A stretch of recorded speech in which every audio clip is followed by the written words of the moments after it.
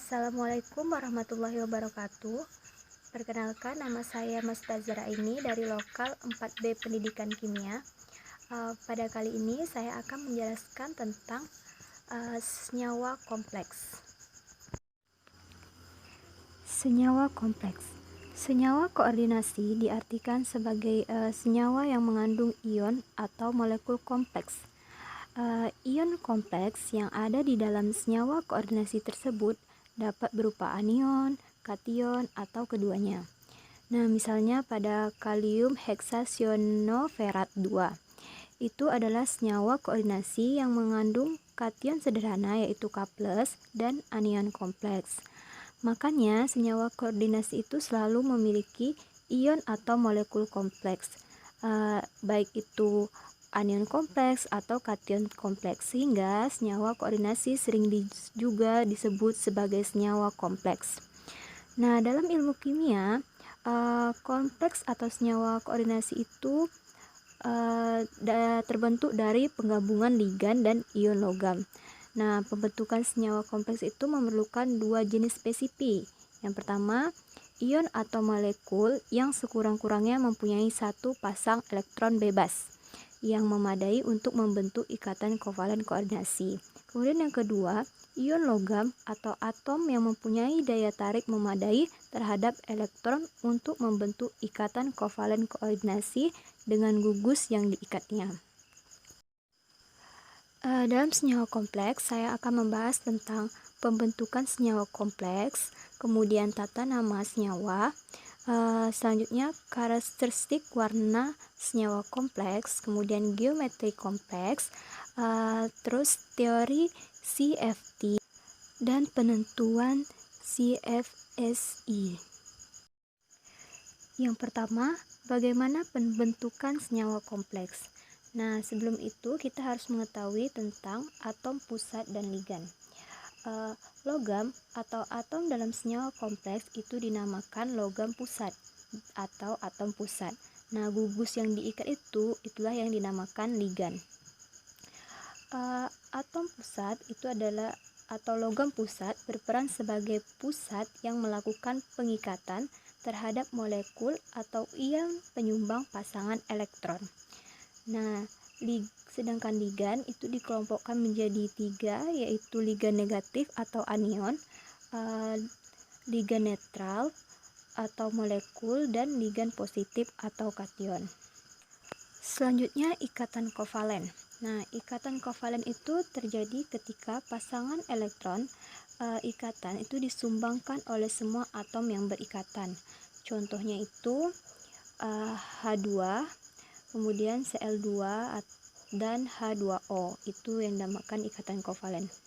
Kemudian ikatan kovalen koordinasi. Nah, ikatan kovalen koordinasi adalah pasangan elektron ikatan yang hanya disumbangkan oleh salah satu atom yang berikatan. Contohnya itu H2SO4. Nah, itu ada ikatan kovalen koordinasinya. Kemudian bilangan koordinasi. Nah, bilangan koordinasi adalah bilangan yang menyatakan jumlah ligan yang mengelilingi atom pusat dalam struktur senyawa kompleks. Selanjutnya, teori ikatan valensi. Nah, teori ikatan valensi ini dia sangat membantu dalam menjelaskan pembentukan ikatan dan struktur dalam golongan utama. Nah, ikatan valensi ini juga berguna untuk menjelaskan pembentukan ikatan pada ion kompleks. Nah, pada pembentukan ion kompleks, orbital dari ligan yang telah terisi itu elektronnya akan terhibridisasi atau overlap. Nah, ke orbital ion logam yang masih kosong. Nah, setelah membahas atom pusat, ligan, dan lain-lain, sekarang kita akan membahas pembentukan senyawa kompleks. Bagaimana sih pembentuk senyawa kompleks itu? Nah, pembentukan senyawa kompleks itu selalu ada molekul-molekul atau ion-ion yang mendonorkan elektronnya pada atom logam atau non-logam. Nah, elektron yang didonorkan itu biasanya berupa pasangan elektron dan atom donor. Nah, dari penjelasan tersebut, atom donor yang terdapat pada ligan diartikan sebagai berikut. Yang pertama, atom yang memiliki pasangan elektron bebas. Nah, misalnya itu kayak NH3H2O, CO, Cn-, NO2- dan Cl-. Kemudian yang kedua, atom yang memiliki elektron tak berpasangan, misalnya C5H5. Kemudian yang ketiga, atom yang terikat melalui ikatan pi atau ikatan rangkap, misalnya C2H2 atau astilena. Ligan yang memiliki ikatan pi itu elektronnya tidak berpasangan, merupakan donor elektron ganjil. Jadi, pembentukan senyawa kompleks itu selalu ada saat molekul-molekul atau ion itu mendonorkan elektronnya pada atom logam atau non-logam. Selanjutnya, tata nama senyawa kompleks. Tata nama senyawa kompleks menurut IUPAC. Nah, untuk menamai tata nama senyawa kompleks itu yang pertama, kita kation itu selalu disebutkan terlebih dahulu daripada anion. Kemudian nama ligan itu disebutkan secara berturut-turut sesuai abjad, jadi beraturan. Yang ketiga itu, bila ligan itu lebih dari satu, maka dinyatakan dengan awalan di untuk 2, tri untuk 3, tetra untuk 4, penta untuk 5, dan seterusnya. Yang keempat, nama ion kompleks bermuatan positif itu menggunakan bahasa Indonesia, sedangkan untuk ion kompleks bermuatan negatif, nama unsurnya itu menggunakan bahasa Latin dan diakhiri oleh -at. Senyawa kompleks itu ada dua, kompleks positif dan kompleks negatif. Nah, kompleks positif itu contohnya ada CrNH3 4 kali, Cl2+. Nah, atom pusatnya itu dapat kita lihat yang pertama itu Cr3+. Nah, ligannya itu ada NH3, amina, dan Cl kloro. Bilangan koordinasinya itu ada 4 sama 2. 4 tambah 2 sama dengan 6. Sehingga nama ionnya itu 4, karena yang pertama tadi 4, tetra. Kemudian sesuai abjad makanya amin. Kemudian kompleks negatif, contohnya NiCN4 2-.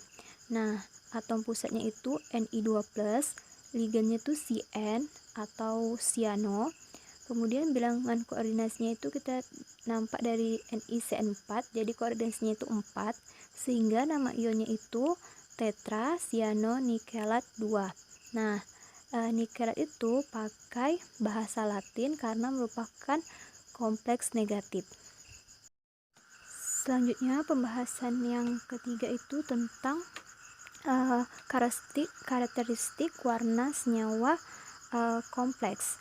Nah, senyawa unsur transisi itu biasanya berwarna karena adanya orbital D dengan elektron yang belum penuh. Dalam konfigurasi elektron unsur transisi itu memungkinkan elektron pada orbital D untuk berpindah-pindah. Nah, perpindahan elektron pada orbital D itu akan melibatkan penyerapan atau pembebasan energi yang menghasilkan panjang gelombang yang jatuh pada sinar tampak. Nah, dari situlah senyawa unsur transisi itu berwarna. Nah, warna senyawa unsur transisi itu untuk Sc3+, Ti4+, Cu+, dan Zn2+ itu tidak berwarna. Kemudian CO2+ dan Mn2+ itu berwarna merah muda. CrO42- sama Fe3+ itu warnanya kuning, dan Cr2O7 2- itu warnanya jingga, F3+ dan Fe2+, Ni2+ itu warnanya hijau, Cr2+ dan Cu2+ itu warnanya biru, dan yang terakhir itu MnO4- dan Ti3+ itu warnanya ungu. Nah, pembahasan yang keempat itu tentang geometri kompleks. Senyawa kompleks atau senyawa koordinasi itu merupakan senyawa yang terdiri dari logam pusat sebagai penerima pasangan elektron bebas atau PeB. ligan itu sebagai pendonor pasangan elektron bebas. Nah, biasanya struktur senyawa kompleks itu dapat membentuk geometri yang berbeda-beda, itu tergantung jumlah koordinasi logam ligannya. Nah, struktur molekul senyawa kompleks dapat diperoleh dari beberapa faktor interaksi, yaitu yang pertama pertimbangan teori FSEPR, kemudian jumlah elektron pada orbital D yang memberikan dampak pada bentuk geometri, kemudian pengaruh steric ligan di sekitar ion logam, dan pengaruh bentuk kristal yang dihasilkan oleh ukuran ion dan bentuk geometri senyawa kompleks. Nah, seperti yang kita lihat pada gambar ini, misalnya bilangan koordinasinya itu ada 2, membentuk hibridisasi sp sehingga bentuk geometrinya linear. Bisa juga membentuk geometri tetrahedral, segi 4 planar, oktahedral, dan lain-lain. Ligan. Nah, tadi udah dijelaskan kalau ligan itu merupakan gugus yang diikat. Nah, ligan ini ada 3, monodentat, bidentat, dan polidentat. Nah, monodentat itu mono, yang artinya 1, berarti dia menyumbangkan 1 atom. Kemudian bidentat, bi artinya 2, berarti dia menyumbangkan 2 atom. Kemudian polidentat itu menyumbangkan lebih dari 2 atom. Selanjutnya pembahasan kelima itu tentang teori medan kristal atau CFT. Nah, apa itu teori CFT? Menurut teori medan kristal atau crystal field theory, ikatan antara atom pusat dan ligan dalam kompleks itu berupa ikatan ion, hingga gaya-gaya yang ada hanya berupa gaya elektrostatik. Selanjutnya, mengapa teori crystal field theory atau teori medan kristal itu mampu menumbangkan teori ikatan valensi? Karena teori ikatan valensi itu terdapat kelemahan. Salah satunya itu terdapat warna-warna dalam senyawa kompleks yang tidak diterangkan pada teori ikatan valensi.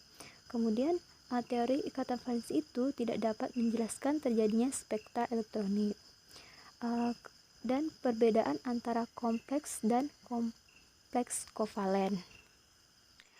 Selanjutnya kita akan membahas tentang apa saja reaksi dari teori medan kristal. Menurut teori tumbukan itu, sebelum terjadi reaksi, molekul-molekul reaksi itu harus saling bertumbuk. Nah, pada tumbukan ini bagian molekul membentuk molekul-molekul kompleks yang aktif. Molekul-molekul ini kemudian berubah menjadi hasil reaksi. Agar supaya reaksi dapat membentuk kompleks yang aktif, molekul ini harus mempunyai energi yang minimum yang disebut energi aktivitasi. Untuk mengetahui reaksi pertukaran ligan, itu ada baiknya kita membedakan antara kestabilan ion kompleks dan kecenderungan untuk bersih, yang biasa disebut dengan kestabilan kinetik. Nah, seperti contohnya kita katakan ion kompleks tetracyanonikelat 2 itu stabil karena konstansa pembentuknya besar, yaitu Kf sama dengan 1 kali 10 pangkat 30, sehingga reaksinya itu Ni2+ tambah 4Cl min reaksi bolak-balik NiCN4 2 min. Selanjutnya pembahasan terakhir tentang penentuan Crystal Field Stabilization Energy atau disingkat CFSI. Itu dapat dilihat rumusnya. CFSI ini merupakan kestabilan senyawa koordinasi, itu dapat dihitung dengan perhitungan sederhana yang biasa kita kenal dengan energi stabilan medan kristal. Nah, pada energi stabilan medan kristal ini nilai negatif itu mengindikasikan bahwa senyawa kompleks tersebut sangatlah stabil. Sebaliknya, apabila nilai itu positif, maka mengindikasikan bahwa senyawa tersebut itu lebih atau tidak stabil. Perhitungan ini biasa digunakan untuk memperhitungkan reaksi pergantian ligan pada senyawa-senyawa koordinasi sederhana yang mematuhi deret spektrokimia atau deret kekuatan ligan. Dan biasanya juga sering dikenal dengan spectrochemical rays. Nah, perhitungan ini juga memperhitungkan tentang jenis medan kristal atau jenis konfigurasi spin elektron orbital D-nya. Kemudian bentuk geometri itu juga berperan penting dalam penentuan struktur dan beberapa faktor kuantitatif pada senyawa koordinasi. Nah, jika bentuk geometri pada ion pusat berbeda, maka perhitungan nilai crystal field stabilizing energy ini juga berbeda. Hal ini tersebut terjadi akibat perubahan konstantanya. Baiklah, itulah tadi penjelasan dari saya. Terlebih dan terkurang saya mohon maaf. Saya akhiri dengan wabillahi taufiq wal hidayah. Wassalamualaikum warahmatullahi wabarakatuh.